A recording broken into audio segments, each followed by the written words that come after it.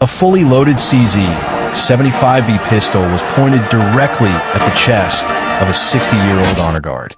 Tourists screamed, but the bearded guard, Hollywood legend Steven Seagal, stood perfectly still. The terrorists sneered, believing he was about to desecrate America's most sacred ground. He thought he had the upper hand, a clear shot at a washed-up actor.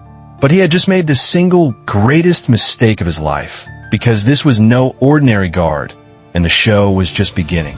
Before I show you exactly how a Hollywood master turned the tables on a hardened killer, make sure you hit that subscribe button and drop a comment telling us where you're watching from. Now, let's get into it. The day began with a silence that was about to be shattered. The air over Arlington National Cemetery that morning was crystalline, an autumn masterpiece painted in hues of gold and crimson. A gentle breeze whispered through the ancient oaks, carrying with it a profound silence that was more than the mere absence of noise. It was a presence, heavy with the weight of sacrifice. Rows upon rows of pristine white headstones stretched across the rolling hills, a silent, disciplined army standing eternal vigil. They were a sea of honor, each marker a story of a life given in service. At the heart of this sacred ground, atop a hill overlooking the Potomac, stood the tomb of the unknown soldier. Here, the silence was most absolute, the reverence most palpable. On this day, the ceremonial guard was a figure both familiar and startlingly unexpected. He was 60 years old, his once jet black hair now streaked with silver, framing a face etched with the lines of time and experience. A neatly trimmed, iconic beard gave him the air of a stoic philosopher, but it was the eyes, dark and piercing, that held an intensity undimmed by age. This was Steven Seagal. He wasn't here as a celebrity, but as a veteran, participating in the inaugural Guardian of Honor initiative, a program inviting distinguished veterans to stand the watch for a single, symbolic hour. Dressed in the immaculate, navy blue uniform of the Tomb Guard, he moved with a precision that belied his age and Hollywood persona. His 21 steps were measured, his posture perfect, his entire being radiating a discipline forged not on a movie set, but in decades of martial arts mastery and his own quiet history of service. To the tourists, his presence was a surreal spectacle. To Seagal, it was a pilgrimage, a debt of honor paid to those who never came home. Among the crowd of hushed onlookers, a man stood apart. His name was Viktor Morozov, a phantom on Interpol's most wanted list, a ghost who drifted through the world's shadows, leaving chaos in his wake. At 42, he had the sharp, predatory features of a wolf, his eyes cold and devoid of empathy. He was disguised as a European tourist, wearing a low-key but expensive tactical windbreaker that concealed both his lean, muscular frame and the cold steel of a customized CZ-75B pistol nestled in a shoulder holster. His gaze wasn't one of awe or respect. It was analytical, dissecting the scene with chilling precision. He tracked Seagal's patrol, noting the rhythm, the timing of the turns, the placement of the sparse security personnel. He saw a symbol of American decadence, an aging actor playing soldier, a perfect target to humiliate a nation he despised. He was a professional, and his plan was simple: create an international incident so audacious, so blasphemous, that it would echo across the globe. Not far from Victor, a woman with kind eyes and a ramrod-straight posture watched the crowd from behind a volunteer's information booth. This was Margaret Hayes, a 68-year-old retired Marine nurse. Her gray hair was tucked neatly under a volunteer's cap adorned with a small, faded Marine Corps insignia, a tribute to her late husband, buried somewhere in this vast cemetery. Decades spent in field hospitals from Da Nang to Fallujah had given her a sixth sense, an almost supernatural ability to detect the subtle frequencies of danger. She had noticed Victor earlier. He had lingered at her booth, his questions too specific, too technical for a tourist. He'd inquired about guard rotation schedules, camera blind spots, and response times, all under the guise of idle curiosity. Now, as she watched him standing near the edge of the plaza, his focus unervingly fixed on Seagal, that old, familiar alarm bell began to ring in her soul. She knew trouble when she saw it. and this man was a storm waiting to break. Trusting the instincts that had kept her and so many others alive, she began to move slowly, almost casually, from behind her booth, her path taking her closer to the silent drama she felt was about to unfold. She caught Seagal's eye during one of his 21-second pauses. For a fleeting moment, two veterans, separated by decades and experience, shared a look of mutual understanding. Margaret gave a barely perceptible shake of her head, her gaze flicking towards Victor. The message was sent and received. Seagal's expression remained a mask of ceremonial impassivity, but the silent warning from Margaret had activated a deeper level of awareness. His senses, already heightened by the solemnity of his duty, now sharpened to a razor's edge. He continued his patrol, each of the 21 steps a metronome marking the escalation of an unseen threat. But his mind was no longer just on the ritual. It was a whirlwind of cold, dispassionate calculation. He observed Victor not as a person, but as a collection of data points. The man's stance was too balanced, the weight distributed perfectly for a quick draw. The brand of his tactical windbreaker was a niche European make, favored by private military contractors. The expensive Swiss watch on his wrist was a known status symbol among a certain class of international mercenaries. A faint, almost imperceptible bulge under the man's left arm confirmed the presence of a weapon. Seagal's internal analysis was instantaneous and chillingly accurate. Eastern European, likely ex-Spetsnaz or a similar elite unit, now working freelance. High-level training, extensive field experience, and absolute ruthlessness. This was not a common criminal. This was an apex predator. Victor, feeling the weight of Seagal's unseen attention, grew bolder. He began to close the distance, weaving through the small crowd with a predator's grace. He stopped just a yard from the chained-off area, his voice a low, contemptuous hiss that sliced through the reverent silence. "Quite the performance, old man," he began, his English perfect but tinged with a harsh Slavic accent. "All this theater, all this ceremony for what? A tribute to a dying empire." Seagal gave no reaction, his gaze fixed on the horizon as protocol demanded. But he cataloged the insult, filing it away as confirmation of the man's ideological motive. The crowd began to stir, sensing the shift in atmosphere. The whispers died down. A young couple lowered their selfie stick. A father instinctively pulled his son closer. The small group of elderly veterans standing nearby, their chests adorned with medals, straightened their backs, their quiet reflections disturbed by this intrusion. Margaret watched, her heart pounding a steady, heavy rhythm against her ribs. She was now positioned near a small, discreetly placed emergency call station. Her hand rested on a nearby railing, inches from the button. She had seen this kind of escalation before, the arrogant taunts of an enemy trying to provoke a reaction to gain a psychological edge before the violence began. She knew that the moment for subtlety had passed. Victor took another step forward, his voice dropping further, laced with venom meant only for Seagal. "You and your Hollywood fantasies," he spat. "You sell a myth of strength while your country rots from within. Weak leaders, a confused populace, a nation too soft to survive. We see it, and today, we will provide the world with a demonstration." As he spoke, his right hand moved with deliberate slowness toward the zipper of his windbreaker. It was a classic telegraphing move, an act of supreme arrogance. He wasn't just going to draw his weapon. He was going to make a show of it.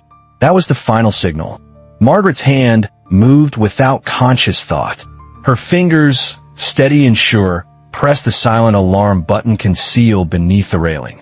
There was no sound, no flash of light, but a signal was now racing to the Arlington security headquarters. Help was coming, but she knew it wouldn't be instantaneous. The next few moments would belong to the two men at the center of the plaza. Seagal's mind processed everything. He registered Margaret's action from the corner of his eye. He calculated the trajectory of a bullet from Victor's position, the potential for ricochet off the marble plaza, the locations of the civilians behind him. He was a grandmaster in a lethal game of chess, seeing 10 moves ahead. He felt the subtle shift in Victor's weight, the tensing of his shoulders, the intake of breath that preceded the final violent act. The world seemed to slow down, the sounds of the rustling leaves and the distant city traffic fading into a dull roar. There was only the quiet marble, the autumn sun, and the imminent explosion of violence. Victor's sneer twisted into a triumphant grin as his fingers found the cold, checkered grip of his pistol. The confrontation had reached its final, irreversible second. The zip of Victor's windbreaker was a shriek in the profound silence. His hand plunged inside and emerged with a fluid, practiced motion, revealing the matte black steel of a heavily modified CZ-75B pistol. A collective gasp rippled through the crowd. A woman stifled a scream, her hand flying to her mouth. The elderly veterans instinctively formed a loose, protective wall in front of a family with small children. Victor held the weapon low, savoring the tableau of terror he had created. He was the director of this macabre theater, and the world was his audience. "This is where your hollow ceremony ends. Actor," he snarled, raising the pistol, its muzzle a dark, gaping maw pointed directly at Seagal's heart. His fingers slid into the trigger guard, his eyes gleaming with the thrill of imminent victory. He was about to pull the trigger on a symbol of America itself. Then Seagal moved. It was not the precise, measured step of a guard's patrol. It was an explosion of motion, a blurring of physics that seemed to defy his age. In the space of a single heartbeat, he closed the 2-yard gap between them. Before Victor's brain could even register the attack, Seagal's left hand shot out, not to grab the gun, but to cup Victor's elbow. His right hand, a blur of white glove, clamped onto Victor's wrist. It was not a strike, but a fluid redirection. The textbook application of an Aikido principle. Blend with your attacker's energy. Victor felt a sudden, disorienting surge of force, but it wasn't Seagal's. It was his own momentum, turned back on him with terrifying efficiency. Seagal executed a perfect kote geishi, a twisting wrist reversal that sent a shockwave of agony up Victor's arm. The terrorist's fingers, which moments ago were about to end a life, spasmed open involuntarily. The CZ-75B, his instrument of death, was suddenly airborne, but it never hit the ground. Seagal's hand was already there to meet it, plucking it from the air with the grace of a magician. The entire disarm took less than a second. The crowd blinked, trying to process the impossible image of the pistol vanishing from the attacker's hand and appearing in the guards. Victor, his face a mask of shocked disbelief and searing pain, could only stare at his empty, throbbing hand. But Seagal wasn't finished. The psychological counterattack had just begun. Holding the weapon with an expert's familiarity, Seagal's thumb depressed the magazine release. The fully loaded clip dropped into his waiting palm. Without looking at it, he said, his voice calm and impossibly cold, 15 rounds. Subsonic, designed for quiet work. You can tell by the weight. His fingers then expertly worked the slide, ejecting the single-chambered round in a glittering brass arc. It landed on the marble with a sharp ping. "Safety on," he announced, as if teaching a class. "Chamber clear." He turned the gun over in his gloved hands, his eyes scanning it with the precision of a master gunsmith. "A fine piece," he continued, his voice cutting through Victor's rage-filled stupor. "CZ-75B. The Montenegro workshops, I believe. They do excellent trigger work. The custom stippling on the grip suggests a user who fires frequently without gloves. The wear on the barrel's rifling. I'd estimate you put about 2,000 rounds through it." He paused, his gaze finally locking onto Victor's. "You chose the wrong gun for the wrong place, to use on the wrong man." This clinical, almost contemptuous deconstruction of his most prized tool shattered Victor's composure completely. The illusion of his power was gone, dismantled piece by piece. With a guttural roar of pure fury, he lunged, his training replaced by raw, desperate aggression. But he was lunging into a master's web. Seagal didn't step back. He pivoted on the ball of his foot, using the pistol itself as an instrument of defense. In a short, precise arc, he brought the weapon's rear sight down onto the bridge of Victor's nose. There was a sickening crunch of cartilage and bone. Blood erupted in a crimson spray, staining the pristine white of Seagal's glove. Victor staggered backward, howling in pain, his hands flying to his shattered face. "You broke my nose," he gargled through a mouthful of blood. Seagal's response was devoid of any emotion. "I neutralized a threat to this sacred ground," he stated. "Your nose was incidental." The sound of approaching sirens finally sliced through the stunned atmosphere of the plaza, growing from a distant wail to an overwhelming chorus. Within moments, Arlington security vehicles and police cruisers screeched to a halt at the perimeter. Armed officers swarmed the area, their weapons drawn, creating a perimeter around the surreal scene. They found the international terrorist Viktor Morozov on his knees, clutching his bloody face, and the legendary Steven Seagal standing over him. Posture returned to ceremonial perfection, holding the neutralized pistol in his gloved hand. The officers, briefed on a silent alarm, had expected a tense standoff, not a conclusion that looked like the final scene of an action movie. They quickly and efficiently cuffed the whimpering Morozov, hauling him to his feet and dragging him toward a waiting van. A senior detective, a grizzled veteran named Miller with weary eyes, approached Seagal, his notepad already out. "That was efficient," Miller said, the word feeling entirely inadequate. "We got the alert. Can you tell me what happened?" Seagal's gaze remained distant, focused on the tomb.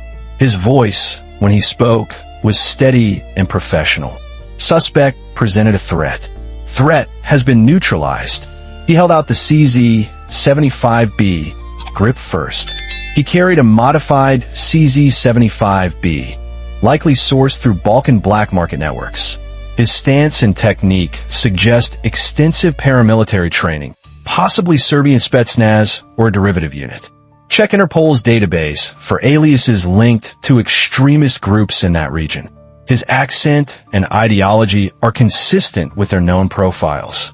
Detective Miller's eyebrows shot up. He scribbled furiously, trying to keep up. Just then, a younger officer ran up, holding a tablet with a frantic energy. "Sir, we got a facial recognition hit. This guy is Viktor Morozov. He's wanted for a half-dozen bombings and assassinations across Europe. Interpol's had him at the top of their list for 5 years." Miller nodded grimly, then looked back at Seagal with a new level of respect. "Your assessment was dead on." He glanced at the trail of blood leading from where Victor had been subdued. "Nice touch with the rear sight, by the way." Seagal's expression didn't flicker. The sight on that model is made of hardened steel. It's an effective tool for non-lethal persuasion when applied with proper force to the nasal bone. The suspect will require immediate medical attention, likely making him easier to track if he had accomplices waiting. Miller let out a low whistle, shaking his head in disbelief. "We'll need a full statement later, but for now, anything else we should know?" Seagal's eyes scanned the crowd, now being calmly moved back by officers. "Check for underground medical clinics in the DC area, specifically those catering to Eastern European expatriate communities. It's where he'll go if he has a local network." As the police cordoned off the scene, a sense of normalcy began to return. Forensics teams photographed the bloodstains and carefully recovered the ejected 9mm casing. Margaret Hayes, her composure regained, approached Seagal.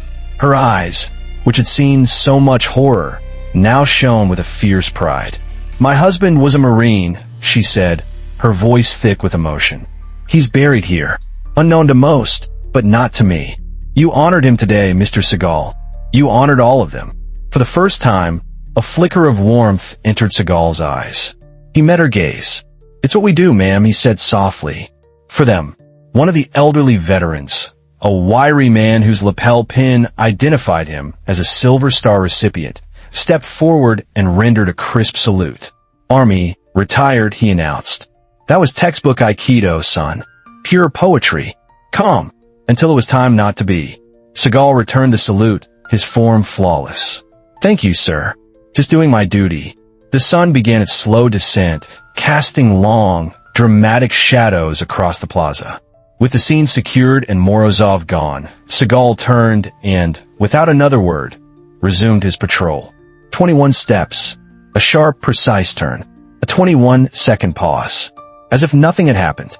The crowd, now held at a distance, watched in silent, reverent awe. Their whispers were no longer about a movie star, but about a hero. A young boy, clutching a small American flag, pointed at the stoic figure. "Mom," he asked, "is he a superhero?" His mother, tears streaming down her face, knelt and hugged him. "Something like that. Honey," she whispered. "Something exactly like that." This moment was more than just the foiling of a terrorist plot. It was a powerful statement. It demonstrated that the symbols a nation holds dear are not just stone and marble, but are defended by a spirit of unwavering resolve. That spirit can be found in a young soldier on his first watch, or in a 60-year-old master who returns to stand in honor of those who came before him. Have you ever witnessed an older person completely defy all expectations with their skill or courage? What would you have thought if you were standing in that crowd, watching a Hollywood legend become a real-life hero in the blink of an eye? Do you believe that true strength is loud and aggressive, or is it quiet, disciplined, and waiting for the moment it's truly needed? If this story reminded you that heroes walk among us in the most unexpected forms, hit that like button and subscribe for more stories about incredible legends. Share this with someone who respects the old guard and believes that duty and honor are timeless virtues. We read every single one of your comments and appreciate your perspective. More stories about real-life heroes and unexpected protectors are waiting on your screen. Watch those next, and we'll see you tomorrow with another story that will restore your faith in humanity.